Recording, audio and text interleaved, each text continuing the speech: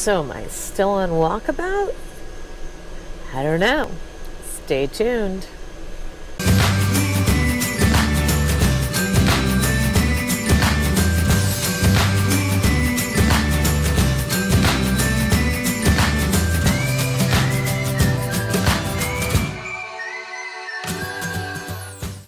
So yeah, I did finally get out of campgrounds and away from hookups, and I didn't have to work.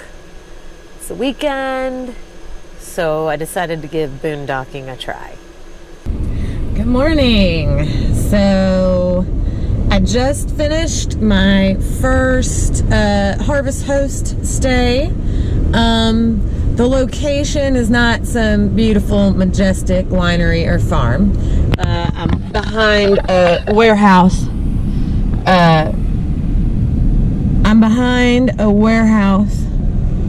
I mean, there's some trees. You know. Whiskey's here, me. So, yeah, so I finished my first Harvest Host adventure. It's my first time boondocking since I actually left out to full-time.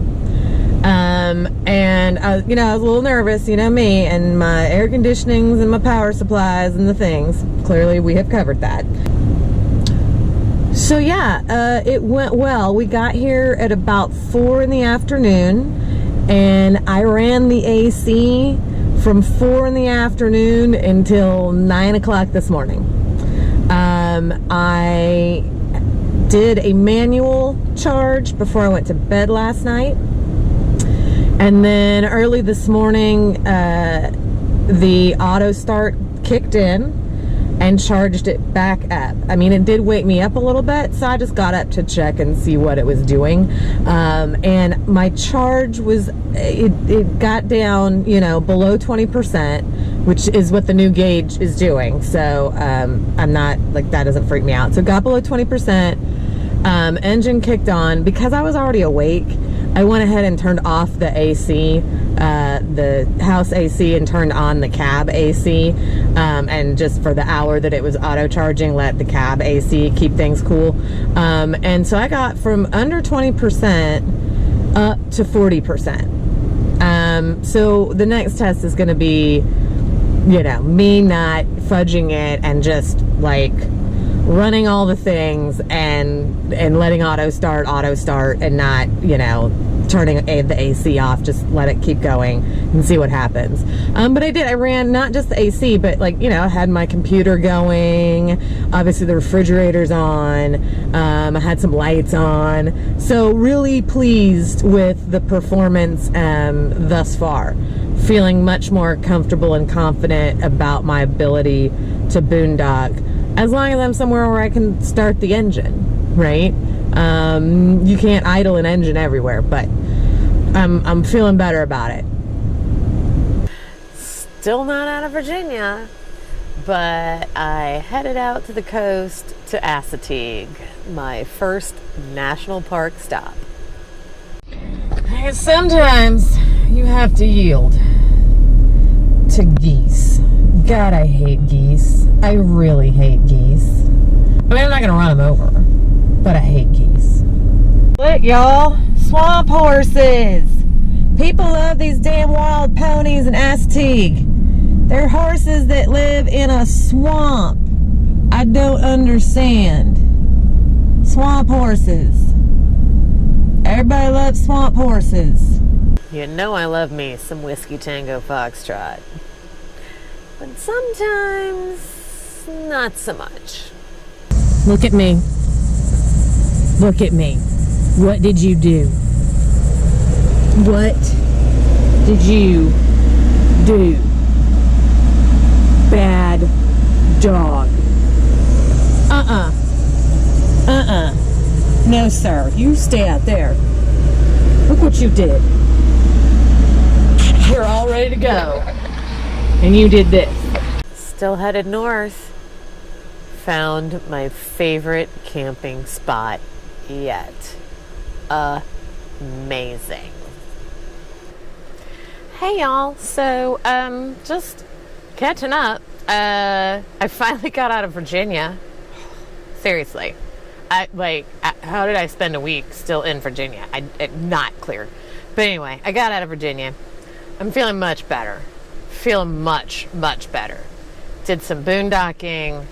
Went out to Chincoteague and the Assateague National Seashore. It was lovely. The mosquitoes are no joke, but I survived. And now I have come into Maryland, and I am at the Assateague State Park, still Assateague Island, the Maryland side state park, where you can camp damn near on the beach. If you haven't figured it out, take me a minute. The thing that's killing me so far is the dadgum heat. I clearly am not equipped to deal with outdoor living in Virginia in August. I'm not good with the heat. People that know me are not surprised by that. So I was a little concerned. So I got this spot at Assateague State Park sort of last minute. There was a cancellation, and so I was going to boondock tonight anyway. And I was like, well, I can boondock in a parking lot, or I can pay $35 and come and boondock because there's no hookups, but I can boondock at the beach. I'll show you here in a minute. So I grabbed the the camp spot, and on the way here I stopped in town at the Walmart, Oddvie, and it was 91 degrees. Y'all, I was like, holy crap. I'm like, you know what? I'm just going to have to embrace the suck. Just embrace the suck. Just sweat it out. Like, you're not going to die. It'll cool off at night. Maybe there'll be a breeze at the beach. Just embrace the suck. So as I'm driving here, this like massive thunderstorm starts rolling through. Pouring rain. Everyone's leaving the beach. It's just, and I am watching the temperature drop. It went from 91 to 71. Oh my God. I was so happy. So happy. So now I'm in my parking spot, in my camp spot. The radar is like, seriously, the radar is no joke. Like, it's like I am in the eye of the things. Like, it is, yeah. Like when I checked in, all the little like weather alarms were going off in the camp office. Don't care. Like, unless there's a tornado or hail, nah, whatever. Like I said, everyone else is like hiding out in the bathrooms, like tent campers and whatever. Nope. You know what? I'm here. I got my awning windows open because they're awning windows. The rain doesn't come in. I'm watching to make sure it doesn't go like straight line and start coming in. But got my fan going. It's perfectly pleasant. I mean, Whiskey's huddled in the bathroom because there's thunder and he's not a fan. But seriously, once this moves on, this place is going to be glorious. Absolutely glorious. So there's a couple things I want you to see right now. Hang on a second. So got my awning windows open. Now I'm going to open them all the way. A little water is going to come in, but that's okay because I want you to see. So this is my camp spot, and that walkway is the beach. And I don't know if you can see through that fence, but those are beach ponies. Those are the wild horses of Assateague. I must stay 40 feet away from the beach / swamp ponies. I call them swamp ponies because I see them knee deep in brackish, swampy waters. But anyway, they're right here. Like, I assume they came down to the beach because all the humans left. There they are. Beach ponies. Wild beach ponies. And that's literally how close I am to the beach. So y'all, once this weather passes, which it's like, I mean, it's a southern thunderstorm, right? It's going to pass in 10 seconds. I got another like 20 minutes. This thunderstorm's going to pass. Things are going to dry out. And I'm going to be able to walk down to that beach. And it's glorious. And it's late in the afternoon, so it's not going to have time to heat back up. I'm a happy, happy camper. Literally. Yeah, those cute, wild swamp beach ponies that were up on the beach. Yeah, they decided to come a little closer for a visit.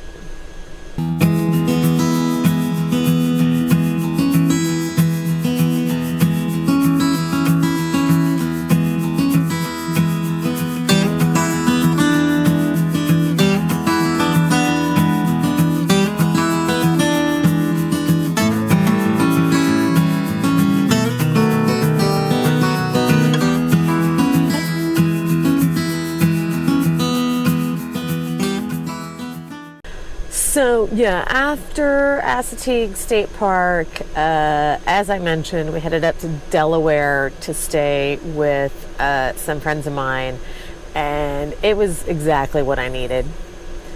3 nights, 4 days, got out of the van, took a break, got some Amazon delivered, got some more fans. I now have 3 USB fans in this RV, which are everything. I'll put a link to the ones that I got, and they all work fantastic in different areas for different ways. And just got to hang out with some awesome people. Whiskey got a break. We had, a bed and a bathroom and laundry. Seriously, do not let a full-time RVer into your house unless you are prepared for them to be like locusts. We will snatch up every bit of your resources. We are going to do laundry. We are going to fill every water vessel that we have. We're going to blow all your fuses with our need for electricity to charge up the van. We're going to need you to drive us places to pick things up. So luckily I'm so blessed, y'all, because my friends put up with all of this, including my dog plus their dog plus 4 cats. It was a menagerie, and it was awesome. So then I took the ferry from Delaware to New Jersey. So fun. Met awesome people at the bar, because that's where you meet the people. And they gave me all sorts of pointers and tips. And the people I've met so far, I mean, it's been a few weeks, like not even, have been absolutely lovely. I have not met a horrible person yet. I'm waiting. I'm sure they're out there. I'm sure I will encounter them. But so far, nothing. So after my friend's house in Delaware, took the ferry, went to Atlantic City. I don't know why I've always wanted to go to Atlantic City. I've always wanted to go to Atlantic City. So I did. And we stayed in a hotel for 2 nights, again, which was great, on the boardwalk. And I did all the things I wanted to do. Strolled the boardwalk, ate saltwater taffy. I thought it was great. I've been going to Vegas since I was 13. I thoroughly enjoyed Atlantic City. It was a great vibe on the boardwalk, even with the cheesy t-shirt shops and head shops and whatever. Met this wonderful couple at Caesars that bought my dinner. Like, seriously, again, people are amazing. So I stayed at the Showboat, which doesn't, the casino isn't in operation for various reasons, whatever. Not getting into that. But lots of people online were talking about how the empty casino was super creepy and like a ghost town. I found it fascinating. Like, it's a casino where all the machines and tables have been removed, but like all the space and carpet and thing are still there. And it makes an awesome dog park for Whiskey. And no one said a word. Amazing. Hey, Whiskey. How cool is this? It's like a giant indoor dog park.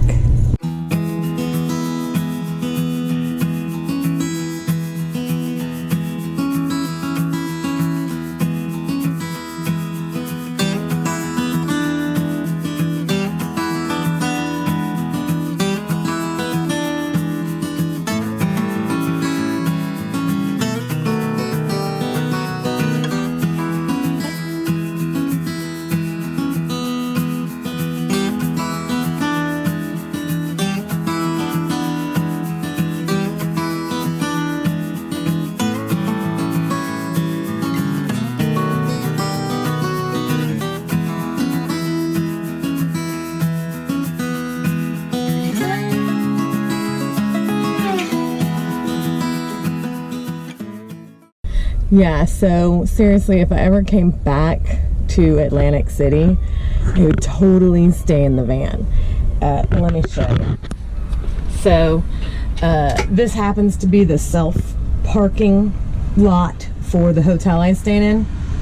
But the people that run this lot have lots all over the city. It's probably gonna cost you about $25 a night for 24 hours to stay here. But here's the thing.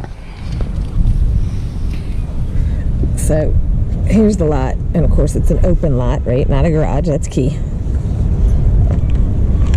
There's the ocean.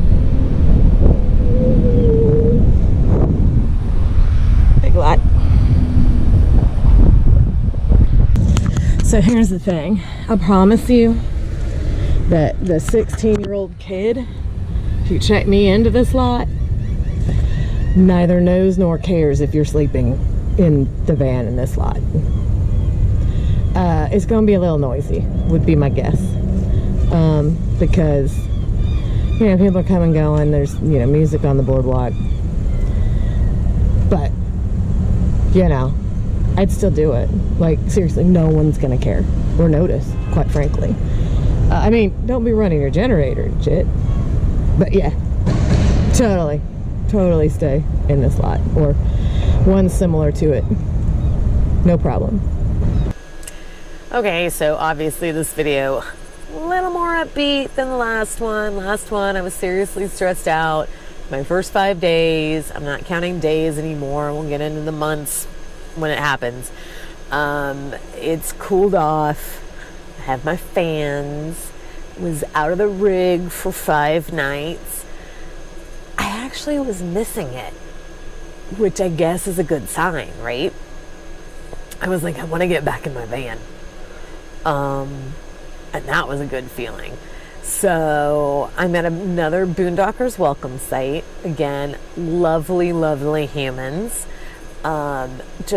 Seriously, everyone I meet is just so fantastic. So yeah, I'm parked in front of their house, and I've got an electric hookup. I might have blown their fuse a little bit, but I went and put it back.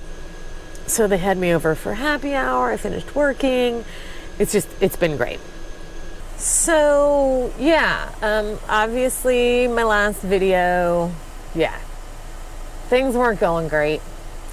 And I appreciate all the supportive comments, but I wanted to address some of the other comments. And don't get me wrong, I get it. Like, this may piss some people off. I may lose some subscribers.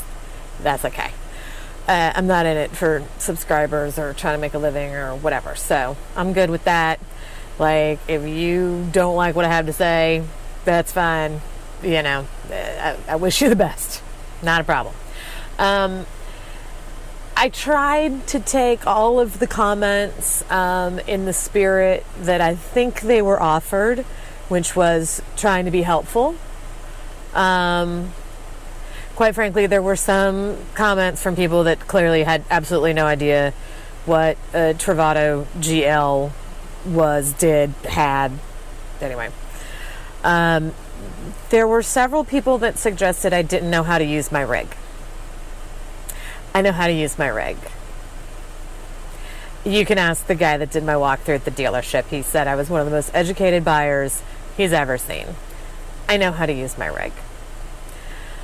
What I don't know is what the exact usage limits are for the way I'm using it, right? For what I'm running off the batteries.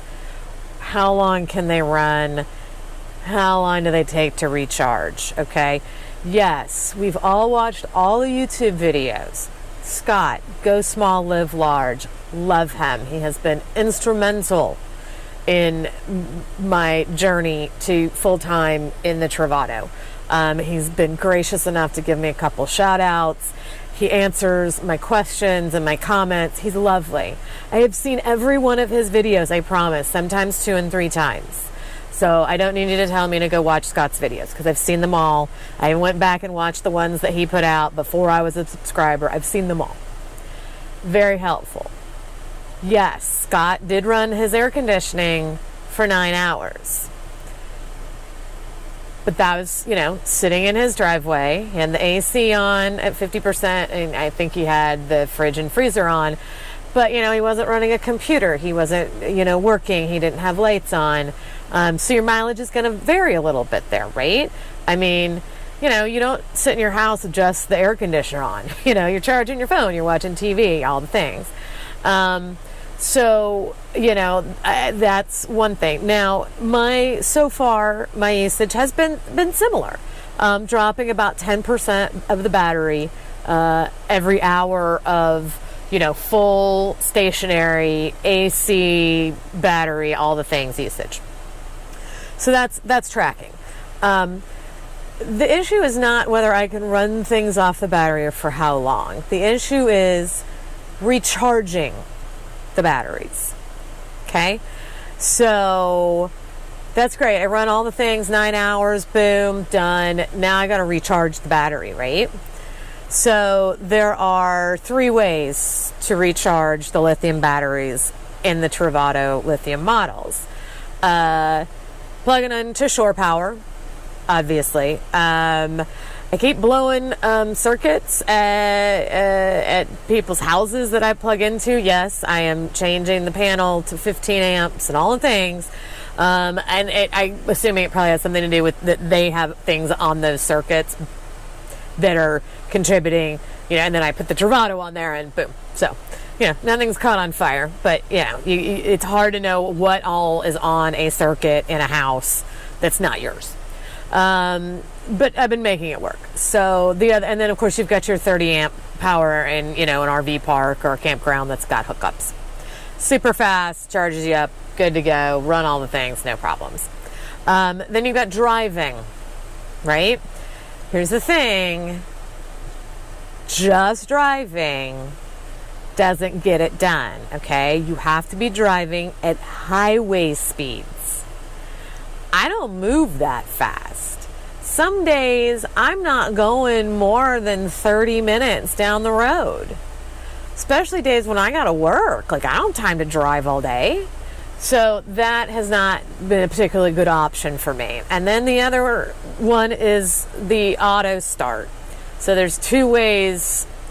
It's not really, so calling it auto start's kind of only half of the equation. It is what I would call a high idle recharge. In other words, you're stationary, the engine is on and it's idling at a high RPM in order to hit that alternator and charge up the batteries. There's 2 ways you can do that. The auto start, which will automatically kick in if your batteries are below 20%, or you can do a manual start, right? So you're getting ready to go to bed, you're at 60%, you're going to run the AC, so you're like, you know what, I'm going to go ahead and run the engine high idle for an hour before I go to bed. It'll top me off enough. I know I'll be good to go. So, however you start the high idle recharge, it is loud. And I've gotten so many comments of people like, just run the engine, it's not that loud. These are clearly people who've not been around a ProMaster 3500 in high idle. It's not just the part at the curb, foot off the gas sound. It's a revving engine, and it goes up and down. It cycles. It revs up for a bit, and then it goes down. It revs back up again. So anyone that I've been around that's heard it, including my friends that I stayed with in Delaware, were like, hell no. Hell's to the no. I'm not listening to that. In front of my house, next to my campsite, wherever. And I agree with them. So, again, if you are somewhere where you could not run a regular generator, you cannot do the high idle recharge. I'm sorry. You could argue with me all you want. I own it. I've done it. I've heard it. And I've had other people tell me the same thing. Can't do it. Can't do it. So that's a problem. The other thing is the high idle recharge runs for 1 hour. Okay? You are not going to recharge your batteries with a high idle charge in 1 hour. So far to date, I get about 20% battery boost in an hour. So if I'm, at 20% and the auto start kicks in, then, I'm good. It'll get me up to 40% in that hour, and then it cuts off again. And then presumably it would run back down to 20 and then start again and run back up to 40. So you can also sit here and run multiple manual starts of the engine. Again, all of it's loud. So I think people might not understand, and they might think, oh, you just, you run that engine for an hour and boom, you're back in business, 100% ready to go. No. It's not how it works. So these are the issues I'm having with just, really figuring out what my options are. Maybe I have to travel further. Maybe I just can't go as slow as I'm going. It's fine if I'm, at a harvest host parked behind a warehouse and everyone's gone home for the day. I can run that engine to my heart's content as long as I get gas, tear it up. But yeah, it's not as simple as a lot of these comments on my YouTube seem to think that it is, which leads me to believe that these folks, like myself before I got the van, have watched all the YouTubes and read all the things, and just don't actually own one, nor live in one full time. So again, trying to take the comments in the spirit which I hope they are offered, which is trying to be helpful. But I know how to use my rig. And I'm just struggling with how do I make it work the way I want it to work and the way I travel. And that's where we are, and I'm working it out and I'm feeling much better. And yeah, it's going to be okay. I'm going to be okay. So thank you for your concern. Thank you for your support. And I am going to start really writing down all my parameters. See, I'm starting to write down date, time, state of charge, what I ran, what I did, so I can really get down to the nitty gritty on exactly how long I can run and how long I take to recharge and all those things. So, I'll definitely get back to you guys with those results. And I think that'll be helpful to sort of hopefully enlarge the body of data that's out there for people with the lithium Travados. Now, don't get me wrong, I still love this thing. I think this thing is amazing. I think I'm sitting here right now at a Boondockers welcome spot. I'm in their front drive. There's, neighbors close by. I can't run the auto start here. I can't. They specifically said no generators, and I can't high idle in this driveway. And I got the AC on and stuff, and they've got a 15 amp circuit that they're letting me plug into, so that time I'm recharging in the evenings when it cools off. Turn off the AC, kick the windows open, plug the van back in. I'm good to go. It's nice and cool here at night. Love it. So don't get me wrong, the Travado is still, and the lithium system is still fantastic. I just think I want people to really understand what is and is not possible. So yes, there are people out there that have just never plugged their Travado in. They just go and go and go and go. And I've seen those people, and I've talked to some of those people, and those people are like, yeah, I never run the AC. I park in the shade all day, and I never run the AC. And I drive a lot. So yeah, damn, if that was my usage, yeah, I'd be golden. I want my ACs, and I'm trying not to move too fast. So that combination is going to take some figuring. So again, thanks for watching. Thanks for the support, and I will see you next time.